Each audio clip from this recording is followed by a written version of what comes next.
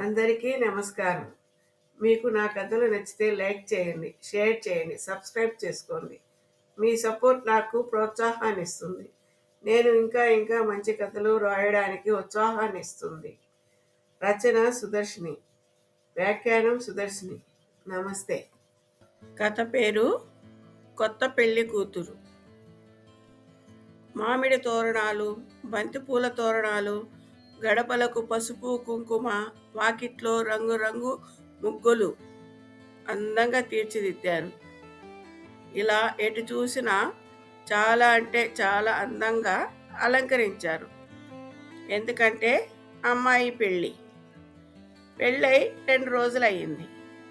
నేడు అప్పగింతలు. చుట్టాలు పక్కాలు అందరూ హడావిడిగా ఉన్నారు.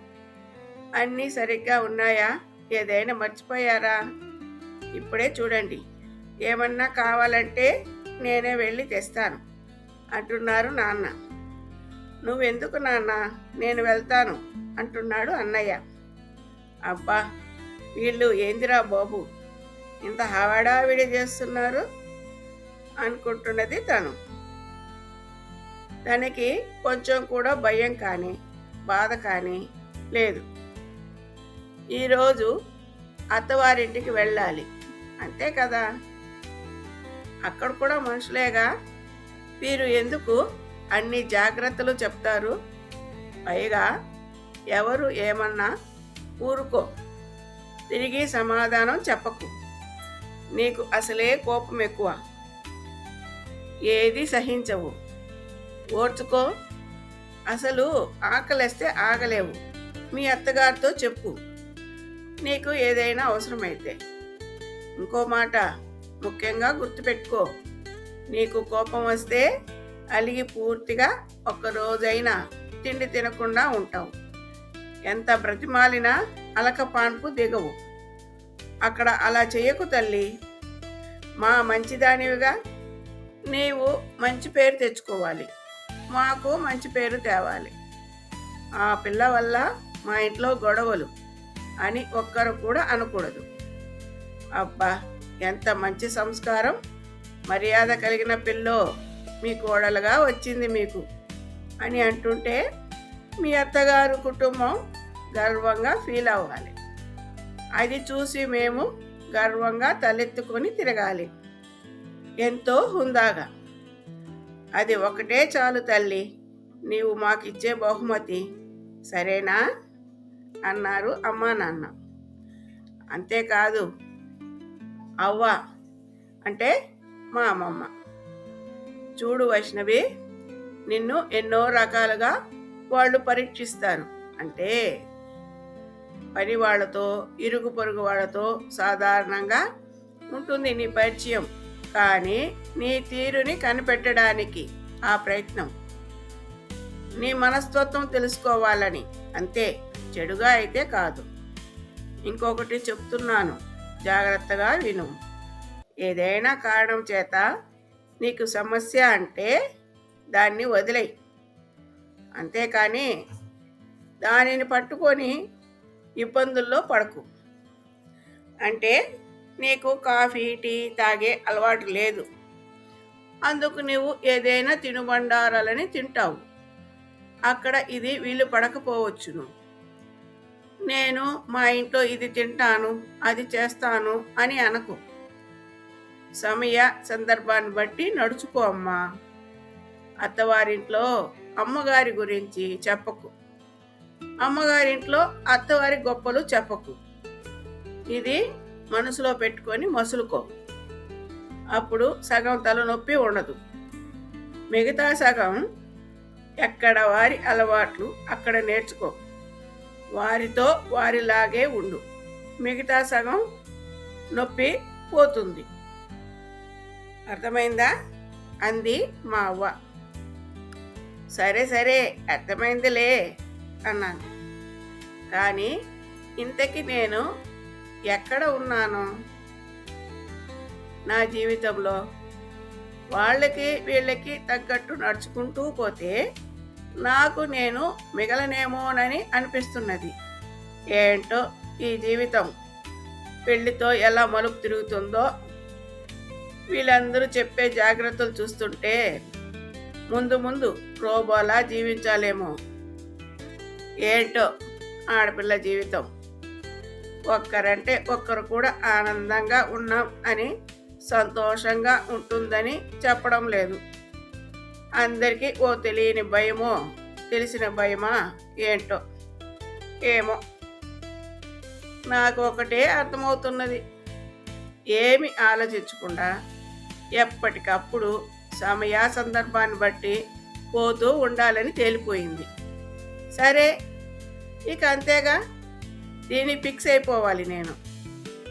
ఎన్ని ఒడిదుడుగులు వచ్చినా, మిన్ను వచ్చి మీద పడినా సరే తొనకకూడదు, వెనకకూడదు.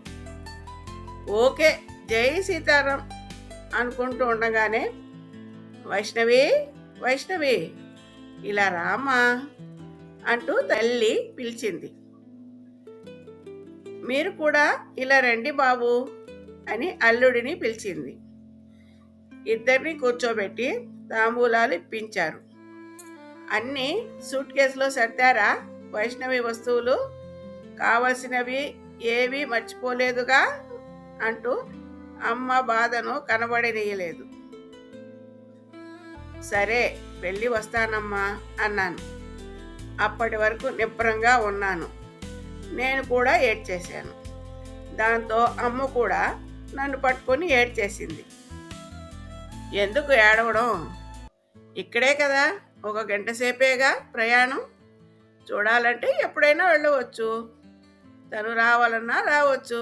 ఇక చాలే మీ అమ్మ కూతుళ్ళ డ్రామాలు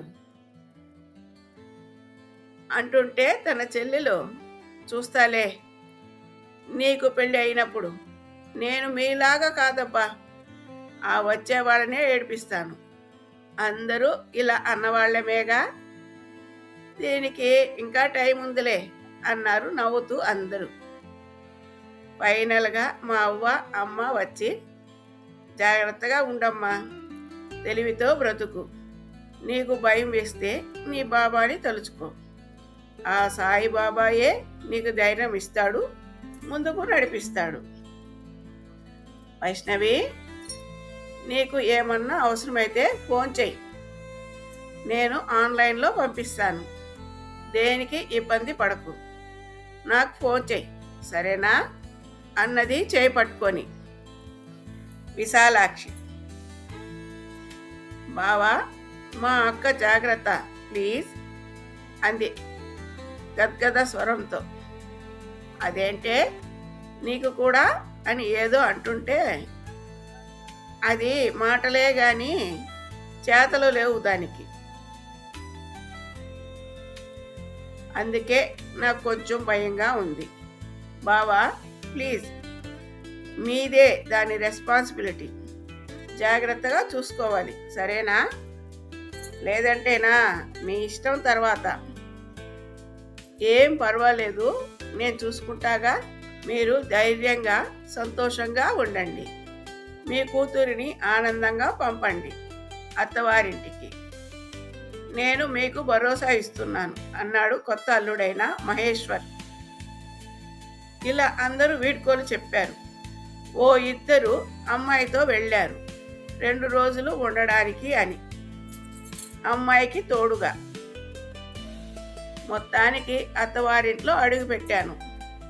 పసుపు పారాణితో, ఒడిబాలు సాంగ్యంతో, పాలు జడ కుచ్చులు వేసుకొని, జడబిళ్ళ, జడలో దండిగా పువ్వులు, నిండుగా కాళ్ళగజ్జలు, చెవులకు జోకాలు, మెడలో రకరకాల నగలు, మట్టి గాజులు, బంగారపు గాజులు కలిపి చేతులు నిండుగా వేసుకొని, చాలా బాగుందే నీ కోడలు అంటుంటే, పర్వాలేదు, ఓ మోస్తరుగానే ఉంది అన్నది వెంటనే చిన్న ఆడపడుచు. అదేంటే అలా అంటున్నావేంటే, బాగుందిగా అంది ఇంకో ఆవిడ. తమాషా ఏంటంటే, వాళ్ళే ప్రశ్న వేస్తారు, వాళ్ళే జవాబులు చెప్తున్నారు. మనకి ఇప్పుడప్పుడే పని పడేటట్టు లేదు, ఇంకా టైం ఉంది. వాళ్ళు నాతో ఆడుకుంటారా లేక నేను వాళ్ళతో ఆడుకుంటానా? అది ఇది కాక దేవుని దయ వలన జీవితం సాధారణంగా పోతుందో. ఎలా జరుగుతుందో తెలియడం లేదు అనుకుంటూ కూర్చుంటుంటే, అమ్మా వైష్ణవి, ఇలా రా తల్లి అన్నది అత్తయ్య. మనసుకు ఏదో తెలియని ఆనందం కలిగింది. అప్పుడు అచ్చు అమ్మలా పిలిచింది అత్తయ్య. ఇలా వచ్చి దీపం వెలిగించి, తల్లి ఇదిగో నైవేద్యం, నువ్వు పూజలు బాగా చేస్తావంటగా, నేను చెప్పనవసరం లేదుగా. సరే అత్తయ్య, నేనే పూజ చేస్తాను అని పద్ధతి ప్రకారం పూజ ముగించింది. ఇంకేమే నీకు, నీ కోడలు పూజ పనుల్లో కూడా సహాయం చేస్తుంది, తనకు అన్నీ తెలిసినట్టు ఉందే అన్నారు సంతోషంగా మామయ్య గారు. అవునండి అంది అత్తయ్య. ఇలా 2 నెలల కాలం గడిచిపోయింది. ఇక నా విషయానికి వస్తే, నా భర్త నన్ను బాధ పెట్టడు, అలానే తనకు నేను ముఖ్యమని అన్నట్టు ఉండడు. మాటలు కూడా అంతగా ఏమీ లేవు. అలా అని మేము సంతోషంగా లేమా అని కాదు. అది ఏదో నేను భార్య, నా బాధ్యత అన్నట్టు ఉంటాడు. అంతే తప్ప నేను తనకు లైఫ్ అన్నట్లు ఉండడు. సరేలే, అన్నీ కావాలంటే ఎక్కడ దొరుకుతుంది? ఇబ్బంది పడడం లేదు, ఇబ్బంది పెట్టడం లేదు, అత్తవారి సాధింపులు లేవు, వేధింపులు లేవు. కానీ ఆడపడుచుల ఆరేళ్ళు మాత్రం కొంచెం ఉన్నాయి. కానీ నా దగ్గర వరకు రానియరు మిగతా కుటుంబ సభ్యులు. ఈ మాత్రం జీవితం దొరికితే చాలా అదృష్టం. చాలురా దేవుడా అని దండం పెట్టుకున్నాను. నాకు ఓ కోరిక ఉండేది. అదేంటంటే, నేను ఒక్కదాన్ని ఆడపిల్ల. నాకు 7-8 మంది, ఇంకా ఎక్కువైనా పర్వాలేదు, అంతమంది అన్నల తమ్ముళ్ళు ఉండాలి. నేను ఆడింది ఆట, పాడింది పాటగా సాగాలని నా కోరిక. ఆ కోరికను నా భర్త కుటుంబంతో తీరుతుందని అనిపిస్తుంది. ఎందుకంటే ఇక్కడ మగపిల్లలు ఎక్కువ, అందరూ నాతో అభిమానంగానే ఉంటున్నారు. వీళ్ళు నా వాళ్లేగా. అందులో నేను వాళ్ళకి వదిన, మరదలు, మా ఆడపడుచు పిల్లలు కూడా నాతో స్నేహంగానే ఉంటారు. చిన్న పిల్లలు వాళ్ళు, అందుకేనేమో నాతో స్నేహంగా చాలా ఫ్రీగా ఉంటారు. నేను వాళ్ళని తమ్ముడిలా భావిస్తాను.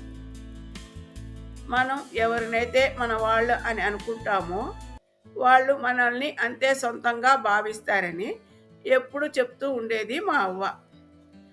ఇది ఇక్కడ నిజమైంది. కాలక్రమేణా అందరూ నన్ను వదిన అని పిలిచినా, బావలు ఏమ్మా అని పిలిచినా, నాతో వాళ్ళు కూడా తమ ఇంటి కోడలుగా కాకుండా ఓ స్నేహితురాలుగా, తమ ఆడపడుచుగా అభిమానిస్తున్నారు. నా భర్త నాతో ప్రేమగా కాకుండా ఏదో భార్యాభర్తలం అన్నట్టు ఉన్నా నాకు కొంచెం కూడా బాధ కలగలేదు. ఎందుకంటే సర్దుకోవడం అలవాటు చేసుకున్నాను. ఉన్నదానితో సంతోషంగా బ్రతకడం, లేని దాని గురించి ఆలోచించి ఉన్నదాన్ని వదులుకోవడం ఎందుకని అనిపించింది. మనకు కాలమే నేర్పిస్తుంది ఎలా బ్రతకాలో అని. అమ్మ చెప్తున్నప్పుడు నాకు కొంచెం కూడా అర్థం కాలేదు. ఇప్పుడు అన్నీ తెలుస్తున్నాయి. ఎవరికైనా, ఏ సంబంధానికైనా సరే, ఒకరి మీద ఒక్కరు ప్రేమగా, అభిమానంగా ఉండాలంటే అది అడిగితేనో గొడవ చేస్తానో రాదు.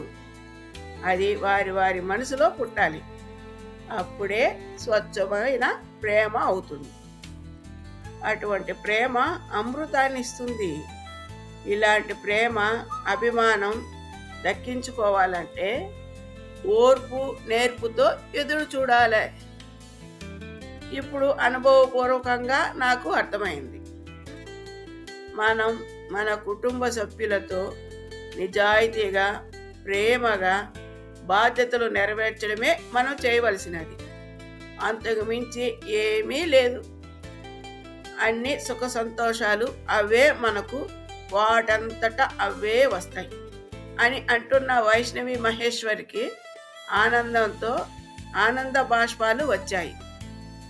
అప్పుడే కదా తనని నమ్మి వచ్చిన ఆడపిల్లను కష్టపెట్టకుండా తనను తన కుటుంబ సభ్యులని భావించినప్పుడే కదా వీరికి కూడా సమాజంలో గౌరవ మర్యాదలు దక్కేది, అర్థం పరమార్థం కూడా లభించేది. ప్రతి ఆడపిల్ల మన వైష్ణవి మహేశ్వర్ లాగా సుఖంగా సంతోషంగా ఉండాలని కోరుకుంటున్నాను. నమస్తే. శుభం లాభం.